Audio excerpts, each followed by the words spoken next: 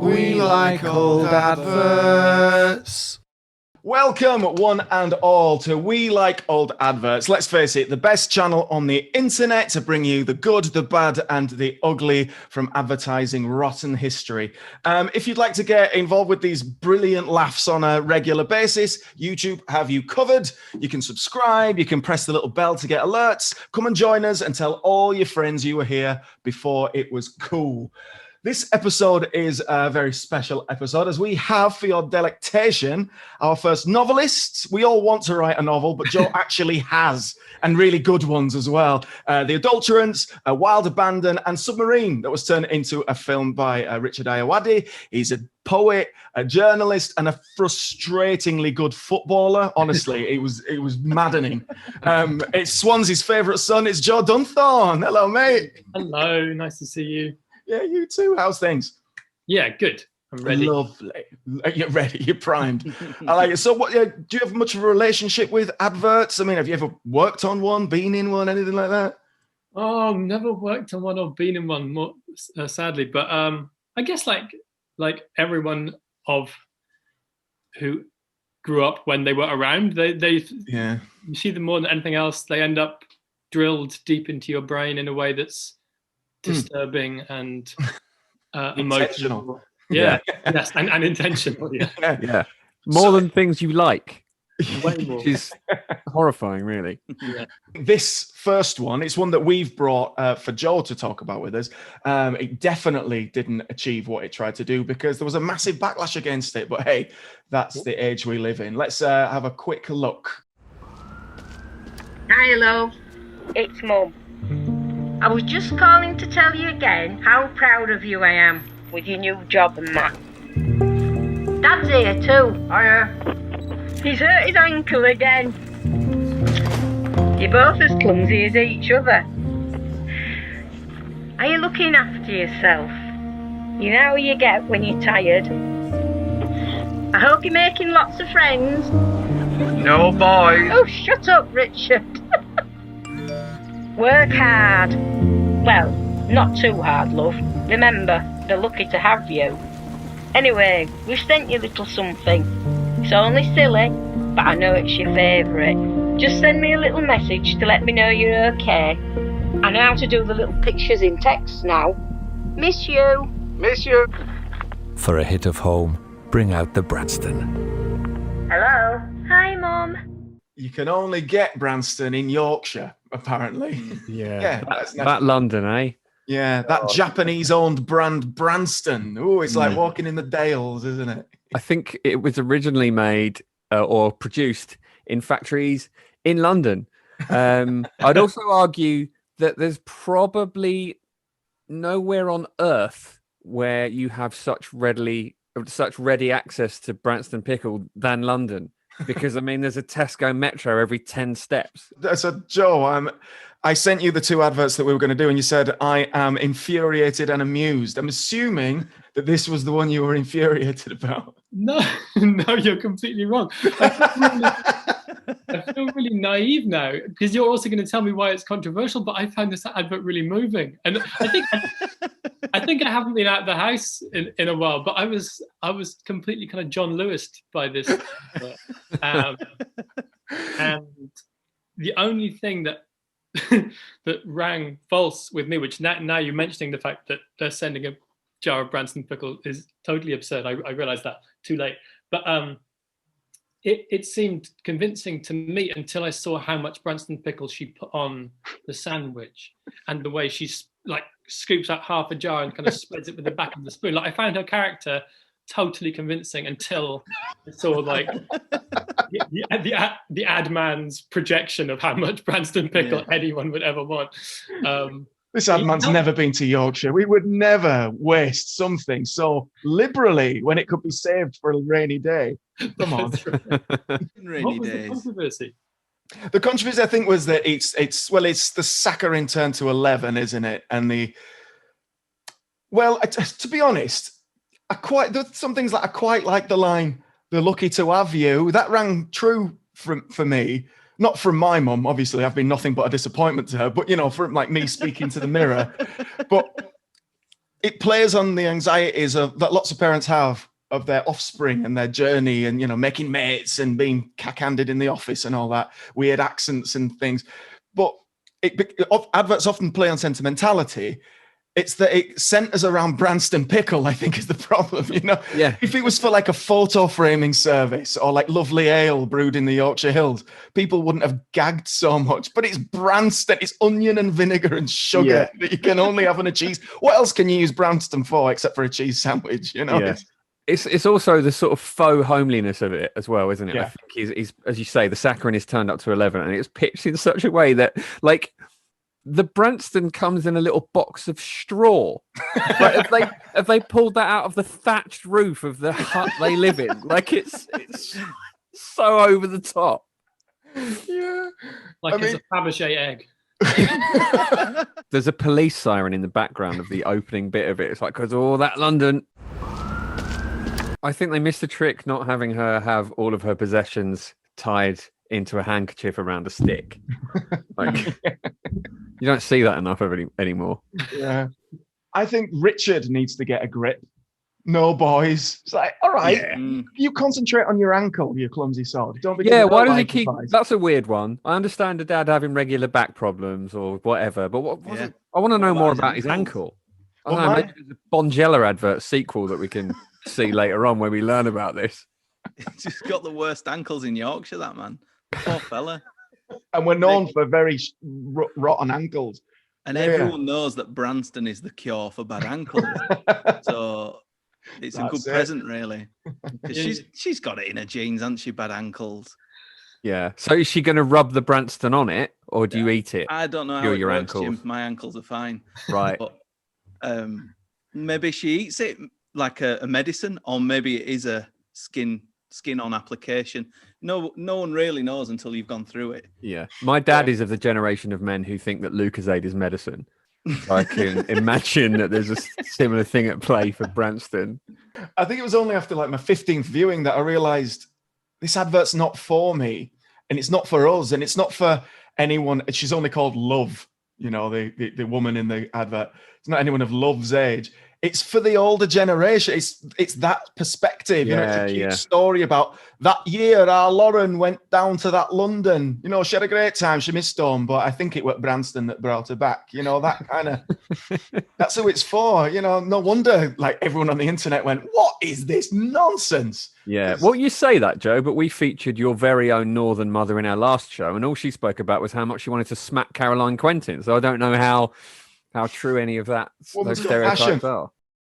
Okay, so if you thought that last one was saccharine, this one is as much but for weird. Enjoy. It's now or never. The Allied Carpets Now or Never sale lifts off Monday with prices that will never be repeated. 25 to 50% off after sale prices on a huge selection of carpets, like Axminsters, Wiltons, Twist Piles, Saxonies and Pure Wools. Plus many first-come, first-served specials at half roll price. It's looking good. Allied's Now or Never sale starts Monday, 9 a.m. sharp. So many questions with that one. There's so many questions, not enough carpet. Like, is that stock footage, or did Allied Carpets really organise a space launch simply to use the term lift off in an ad? I like the idea of, it's now or never. It's like, oh, yeah. Oh, God, I don't want to go to space. No, let me out. Of all the jobs to associate with carpets, I think astronaut is the least. They use carpets the least because they float around. They don't stand on the floor. Famously, like it's on films and TV. Well, you see didn't the advert come? No wear and tear. That's why it's great for them. Yeah. Even in the showroom, they're floating around. See, I respect that though, because at that point it just abandons the idea of making sense altogether. Like, because at first they seem to be floating during the takeoff, which is surely not how it works. I'm no astronaut, but I'm pretty sure that's not how it works. Yeah. And they've got this kind of, one of the astronauts is a buffoon, which I I mean, you've got to be pretty impressive to be an astronaut, from my understanding of it as well. But it all kind of makes a modicum of sense. But then, no, they can just float about unless it's like a space allied carpets, like that is on the moon, and that's the end of their journey. One of the enjoyable things about so many of these adverts is just having a little scroll through the comments, and there's only one on the original video from this. And it says, I hated all these carpet and furniture ads that filled our screens at Christmas time. I can only find a listing for one commercial sale dated 1986 at the BFI, but that means nothing as they advertise regularly. Why are you looking for like archived examples of these things if you hate them? Jim, we're on very thin ice if we are criticizing him. Yeah, that's true. But also, isn't it weird that that comment indicates, it's basically it tries to create an urgency for something. Like, you've got to get there Monday 9 a.m. from when the sale starts. And even watching it back, that sale closed whatever, like 35 years ago, and yet still you're like, I can't believe I missed that. Like, where would my life be if I'd managed to go to the Allied Carpet sale? So, our third and final video now, and it's the one of Joe's choosing. Did you want to say anything beforehand, Joe? Yeah, just that I feel like a lot of our generation will remember this one. It was designed to I guess all adverts manipulate, but it was designed to guilt trip in a way that it's quite unusual for an advert to kind of make large moral and ethical assumptions about its viewers.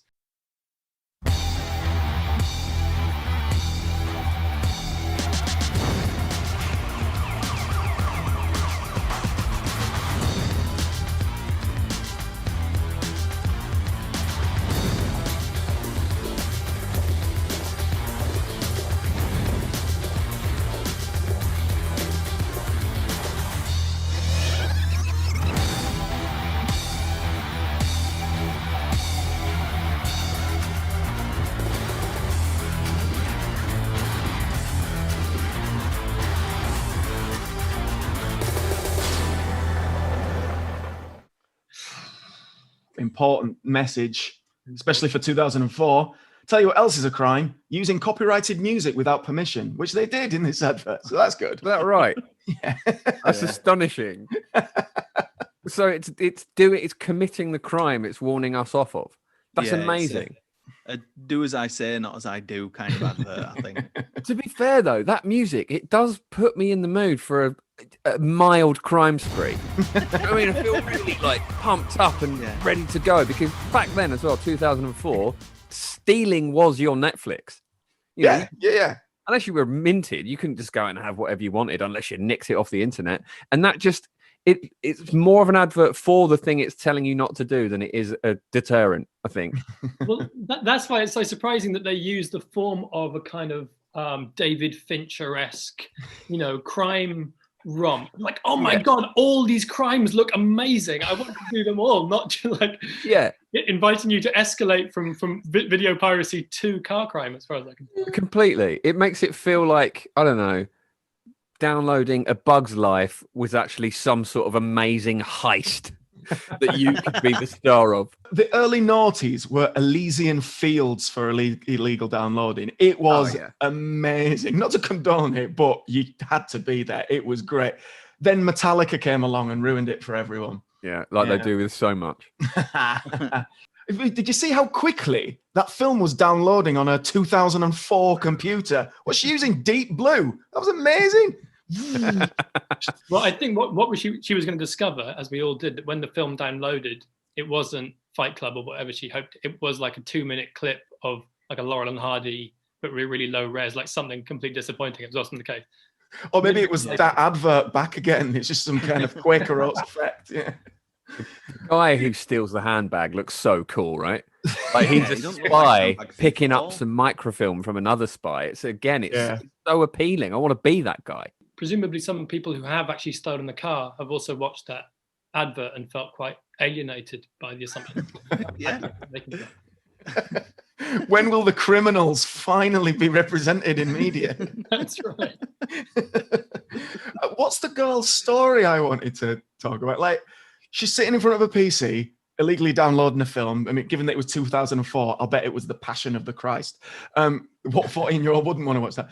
But she has a crisis of conscience, cancels it, and then instead of watching another film legally, she just leaves. Goes out. Gets up and goes out. Like, that probably didn't look that weird back then, but now to us it does. Yeah, quite right. Yeah, because it always used to play at the beginning of DVDs, this, didn't it? And DVDs that you'd already bought or legally rented, the nerve of the people. I don't even know who it is. It doesn't tell you. It just says, just like God is telling you. Yeah. But you made me watch this ad. You know what type of DVD doesn't have this ad in it?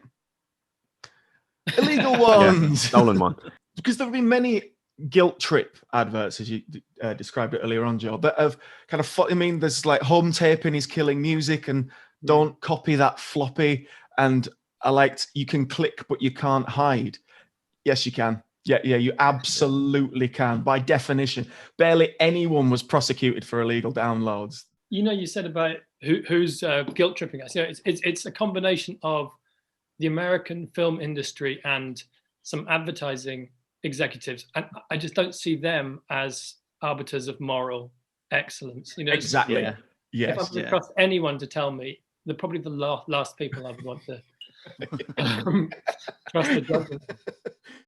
Well, thank you everyone for watching all the way to the end. You're the best ones. It's official now. If you would like to suggest a video for yourself, by all means, send it to our email address, welikeoldadverts@gmail.com. Why not attach a little video explaining why you like it? And if we like it too, we'll put it on our channel. Joe, thank you very much for joining us today. My pleasure. If people wanted to find out more, wanted to get more involved in what you do, where would they go, Joe? My website. I have a website. It's my name, joedunthorne.com. Lovely stuff. And I've read 2 of Joe's 3 books, and they are wicked. So get involved. All right. Well, thank you very much, and we'll see you some more. Thanks a lot.